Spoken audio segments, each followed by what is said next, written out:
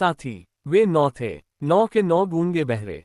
वे न तो सुन सकते थे न ही बोल सकते थे, पर वे अपनी इस हालत से न तो दुखी थे न ही परेशान। सभी खुशी और उमंग से भरे हुए थे और खुशहाल जिंदगी गुजार रहे थे।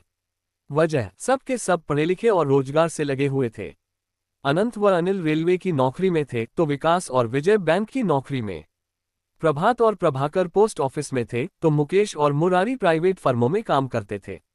9वां अवधेश था। वह फलों का बड़े पैमाने पर कारोबार करता था। अवधेश ही सबसे उम्रदराज था और अमीर भी। जब उनमें से किसी को रुपए पैसों की जरूरत होती थी तो वे अवधेश के पास ही आते थे। अवधेश भी दिल खोलकर उनकी मदद करता था।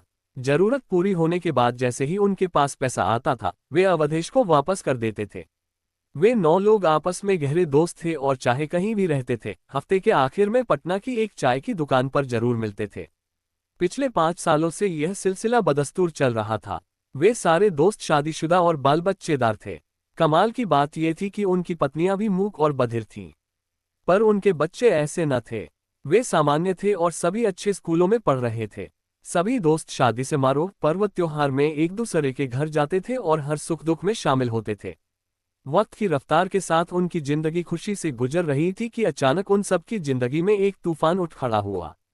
इस बार जब वे लोग उस चाय की दुकान पर इकट्ठा हुए तो उनमें अवधेश नहीं था। उसका न होना उन सभी के लिए चिंता की बात थी। शायद ये पहला मौका था जब उनका कोई दोस्त शामिल नहीं हुआ था।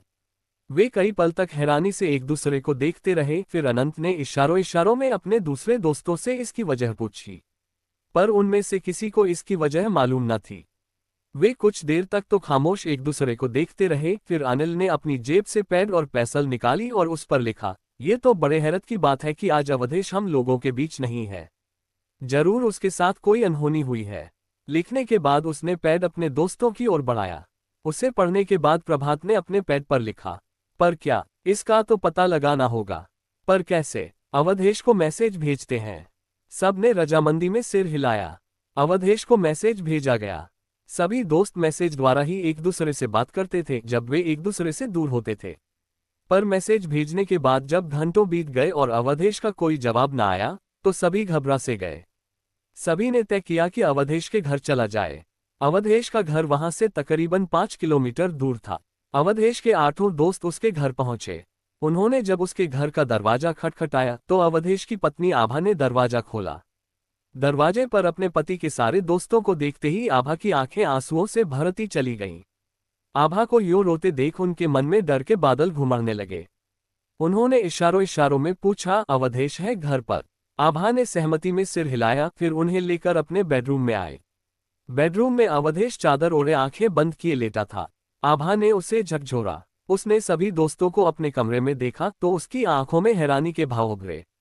वह उठकर बिछावन पर बैठ गया, पर उसकी आंखों में उभरे हैरानी के भाव कुछ देर ही रहे, फिर उनमें वीरानी झांकने लगी। वह खाली खाली नजरों से अपने दोस्तों को देखने लगा। ऐसा करते हुए उसके चेहरे पर उदासी और निराशा के गहरे भाव छाए हुए थे। उसके दोस्त कई पल तक बेहाल अवधेश को देखते रहे। फिर विजय ने उससे इशारों इशारों में पूछा, ये तुमने अपना क्या हाल बना रखा है? हुआ क्या है? आज तुम हमसे मिलने भी नहीं आए। अवधेश ने कोई जवाब नहीं दिया। वह बस खाली खाली नजरों से उन्हें देखता रहा। उसके बाकी दोस्तों ने भी उसकी इस बेहाली की वजह पूछी, पर वह खामोश रहा। अपनी हर कोशिश में नाकाम रहने पर उन्होंने आभा से पूछा तो उसने पैड पर लिखा, मुझे भी इनकी खामोशी और उदासी की पूरी वजह मालूम नहीं। जो बात मालूम है उसके मुताबिक इन्हें अपने कारोबार में घाटा हुआ है। क्या ये पहली बार हुआ है? विकास ने अपने पैड पर लिखा, नहीं, ऐसा कई बार हुआ है, पर इससे पहले ये कभी इतना उदास और निराश नहीं हुए। फिर इस बार क्या हुआ है? लगता है इस बार घाटा बहुत ज्यादा हुआ है। यही बात है। लिखकर विकास ने पैड अवधेश के सामने किया, पर अवधेश चुप रहा। सच तो ये था कि कारोबार में लगने वाले जबरदस्त घाटे ने उसकी कमर तोड़ दी थी और वह गहरे डिप्रेशन का शिकार हो गया था। जब सारे दोस्तों ने उस पर मिलकर दबाव डाला तो अवधेश ने पैड पर लिखा, घाटा पूरे 20 लाख का है। जब अवधेश ने पैड अपने दोस्तों के सामने रखा तो उनकी भी आंखें फटने को हुई। पर यह हुआ कैसे? अनंत ने अपने पैड पर लिखा, एक बार जब अवधेश ने खामोशी तोड़ी तो फिर सब कुछ बताता चला गया। उसने एक त्योहार पर बाहर से 20 लाख रुपए के फलों की बड़ी खेप मंगवाई थी। पर कश्मीर से आने वाले फलों के ट्रक बर्फ खिसकने के चलते 15 दिनों तक जाम में फंस गए और फल बर्बाद हो गए। तो क्या तुमने इतने बड़े सौदे का इंश्योरेंस नहीं कराया था? नहीं, चूंकि यह कच्चा सौदा है, सो इंश्योरेंस कंपनियां अक्सर ऐसे सौदे का इंश्योरेंस नहीं करती। पर ट्रांसपोर्ट वालों पर तो इसकी जिम्मेदारी आती है। क्या वे इस घाटे की भरपाई नहीं करेंगे? गलती अगर उनकी होती तो उन पर यह जिम्मेदारी जाती, पर कुदरती मार के मामले में ऐसा नहीं होता। और जिन्होंने यह माल भेजा था, उनकी जिम्मेदारी तो तभी खत्म हो जाती है जब वे माल ट्रकों में भरवा कर रवाना कर देते हैं। और माल की पेमेंट तो तभी करनी पड़ती है जब इसका ऑर्डर दिया जाता है। थोड़ी बहुत पेमेंट बच भी जाती है तो माल रवाना होते ही उसका चेक भेज दिया जाता है। पेमेंट कैसे होती है? ड्राफ्ट से। क्या तूने इस माल का पेमेंट कर दिया था? हाँ। ओह, तू यहाँ घर पर है। दुकान और गोदाम का क्या हुआ? बंद है। बंद है? पर क्यों? तो और क्या करता? वहां महाजन पहुंचने लगे थे। क्या मतलब? इस सौदे का तकरीबन आधा पैसा महाजनों का ही था, यानी 10 लाख। हाँ, इस खबर से सबको सांप सूंघ गया। कमरे में एक तनाव भरी खामोशी छा गई। काफी देर बाद अनंत ने ये खामोशी तोड़ी। उसने पैड पर लिखा, पर इस तरह से दुकान और गोदाम बंद कर देने से क्या तेरी समस्या का समाधान हो जाएगा? पर दुकान खोलने पर महाजनों का तकाजा मेरा जीना मुश्किल कर देगा। ऐसे में वे तकाजा करना छोड़ देंगे क्या? नहीं, और मेरी चिंता की सबसे बड़ी वजह यही है। उनमें से कुछ तो घर पर भी पहुंचने लगे हैं। अगर कुछ दिन तक उनका पैसा नहीं दिया गया तो वे कड़े कदम भी उठा सकते हैं। जैसे वे अदालत का दरवाजा खटखटा सकते हैं, मुझे जेल भिजवा सकते हैं। मामला सचमुच गंभीर था। बात अगर थोड़े पैसों की होती तो शायद वे कुछ कर सकते थे, पर मामला 20 लाख रुपयों का था। सो उनका दिमाग काम नहीं कर रहा था। पर इस बड़ी समस्या का कुछ ना कुछ हल निकालना ही था। सो अनंत ने लिखा, अवधेश, इस तरह निराश होने से कुछ ना होगा। तू ऐसा कर कि महाजनों को अगले रविवार अपने घर बुला ले। हम मिल बैठकर इस समस्या का कोई न कोई हल निकालने की कोशिश करेंगे। अगले रविवार को अवधेश के सारे दोस्त उसके ड्राइंग रूम में थे। 4 महाजन भी थे। अवधेश एक तरफ पड़ी कुर्सी पर चुपचाप सिर झुकाए बैठा था। उसके पास ही उसकी पत्नी आभा व 10 साला बेटा दीपक खड़ा था। थोड़ी देर पहले आभा ने सबको चाय पिलाई थी। आभा के बहुत कहने पर महाजनों ने चाय को यूं पिया था जैसे जहर पी रहे हों। थोड़ी देर तक सब खामोश बैठे थे। वे एक दूसरे को देखते रहे। फिर एक महाजन, जिसका नाम महेशीलाल था, बोला, अवधेश, तुमने हमें यहाँ क्यों बुलाया है और ये लोग कौन हैं? दीपक ने उसकी बात इशारों में अपने पिता को समझाई तो अवधेश ने पैड पर लिखा, ये मेरे दोस्त हैं और मैं इनके जरिए आपके पैसों के बारे में बात करना चाहता हूँ। महाजनों ने बारी बारी से उसकी लिखी इबारत पढ़ी। फिर वे चारों उसके दोस्तों की ओर देखने लगे। बदले में अनंत ने लिखकर अपना और दूसरे लोगों का परिचय उन्हें दिया। उनका परिचय पाकर महाजन हैरान रह गए। एक तो यही बात उनके लिए हैरानी वाली थी कि अवधेश की तरह उसके दोस्त भी मूक और बधिर थे। दूसरे, वे इस बात से हैरान थे कि सबके सब अच्छी नौकरियों में लगे हुए थे। चारों महाजन कई पल तक हैरानी से उन्हें देखते रहे। फिर महेशीलाल ने लिखा, हमें ये जानकर खुशी भी हुई और हैरानी भी कि आप अपने दोस्त की मदद करना चाहते हैं। पर हम कारोबारी हैं, पैसों के लेन देन का कारोबार करते हैं। सो आपके दोस्तों ने कारोबार के लिए हमसे जो पैसे लिए थे वे हमें वापस चाहिए। आप अवधेश के साथ कितने दिनों से यह कारोबार कर रहे हैं? अनंत ने लिखा, 3 साल से। क्या अवधेश ने इससे पहले कभी पैसे लौटाने में आनाकानी की? कभी इतनी देर लगाए? नहीं। तो फिर इस बार क्यों? इसका जवाब आप भी जानते हैं और हम भी। अवधेश का माल जाम में फंस कर बर्बाद हो गया और इसे 20 लाख रुपए का घाटा हुआ। आप लोगों के साथ यह कई साल से साफ सुथरा कारोबार करता रहा है।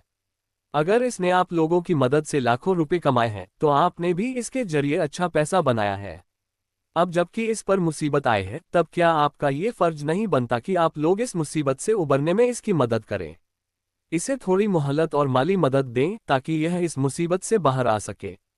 ये लिखा देख चारों महाजन एक दूसरे का मुंह देखने लगे। फिर महेशीलाल ने लिखा, हम कारोबारी हैं और कारोबार भावनाओं पर नहीं बल्कि लेन देन पर चलता है। अवधेश को घाटा हुआ है तो यह उसका सिरदर्द है, हमें तो अपना पैसा चाहिए। कारोबार भावनाओं पर ही चलता है, ये गलत है। हम भी अपने बैंक से लोगों को कर्ज देते हैं। अगर किसानों की फसल किसी वजह से बर्बाद हो जाती है तो हम कर्ज वसूली के लिए उन्हें कुछ समय देते हैं या फिर हालात काफी बुरे होने पर कर्जमाफी जैसा कदम भी उठाते हैं।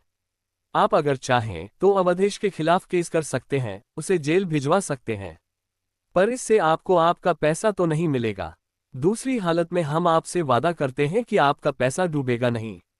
हाँ, उसको चुकाने में कुछ वक्त लग सकता है। कमरे का माहौल अचानक तनाव से भर उठा। चारों महाजन कई पल तक एक दूसरे से रायम शवरा करते रहे। फिर महेशीलाल ने लिखा, हम अवधेश को माली मदद तो नहीं, पर थोड़ा समय जरूर दे सकते हैं। Thank you. थोड़ी देर बाद जब महाजन चले गए तो दोस्तों ने अवधेश की ओर देखा और पैड पर लिखा, अब तू क्या कहता है। अवधेश ने जो कहा उसके अंदर की निराशा को ही झलकाता था। उसका कहना था कि समय मिल जाने से क्या होगा, उन महाजनों का पैसा कैसे लौटाया जाएगा। उसका कारोबार तो चौपट हो गया है, उसे जमाने के लिए पैसे चाहिए और पैसे उसके पास है नहीं। हम तुम्हारी मदद करेंगे, पर कितनी? 5,000, 10,000, ज्यादा से ज्यादा 50,000, पर इससे बात नहीं बनती। इसके बाद भी अवधेश के दोस्तों ने उसे काफी समझाया। उसे उसकी पत्नी और बच्चों के भविष्य का वास्ता दिया, पर निराशा उसके अंदर यूं घर कर गई थी कि वह कुछ करने को तैयार न था। आखिर में दोस्तों ने अवधेश की पत्नी आभा से बात की, उसे इस बात के लिए तैयार किया कि वह कारोबार संभाले। उन्होंने ऐसे में उसे हर तरह की मदद करने का वादा किया। कोई और रास्ता न देखकर आभा ने हाँ कर दी। बैठ चुके कारोबार को खड़ा करना कितना मुश्किल है, ये बात आभा को तब मालूम हुई जब वह ऐसा करने को तैयार हुई। वह कई बार हताश हुई, कई बार निराश हुई, पर हर बार उसके पति के दोस्तों ने उसे हिम्मत बंधाए। उनसे हिम्मत पाकर आभा दिन रात अपने कारोबार को संभालने में लग गई। फिर पर्व त्योहार के दिन आए। आभा ने फलों की एक बड़ी डील की। उसकी मेहनत रंग लाए और उसे 50,000 रुपये का मुनाफा हुआ। इस मुनाफे ने अवधेश के निराश मन में भी उम्मीद की किरण जगा दी और वह भी पूरे जोश से कारोबार में लग गया।